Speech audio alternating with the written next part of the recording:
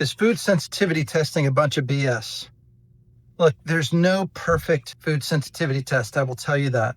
There are false positives, there are false negatives that can occur. There's different types of sensitivities you can have. You can have an IgG sensitivity, an IgA sensitivity, an IgM sensitivity. These are different types of immune reactions that can happen as a result of food.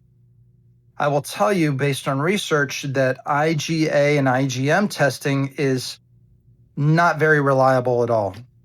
IgG testing can be impacted by how often you eat the foods, but IgG testing can change somebody's life. If they, you have to use the right lab. There are some labs that don't do a good job with this and some labs that do a great job with this, but none of them are going to be perfectly accurate. There's going to be false positives and false negatives, and there are other things that can influence the results that you get.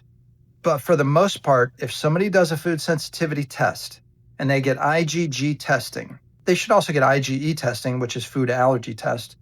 But if they get an IgG test and things come back positive and they avoid those things, 95 times out of 100, they're going to improve how they feel.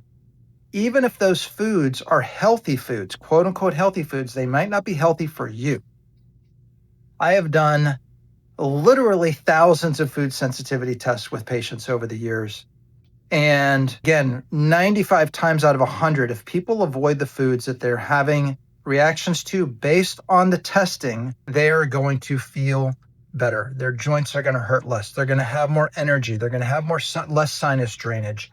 They're going to breathe better. Their hormones are going to level out. Their stress response will be improved. Their mental health changes and gets better. If we reduce systemic inflammation related to foods, you are going to feel better.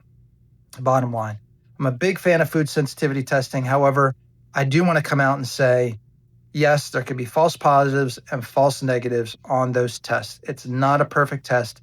Try to find a lab that has a great reputation for their results, because some of them, they don't do a great job. Hey, I'm Dr. Dave Morrison, Magnolia Medical Center here in Murfreesboro, Tennessee. Stay healthy and be well.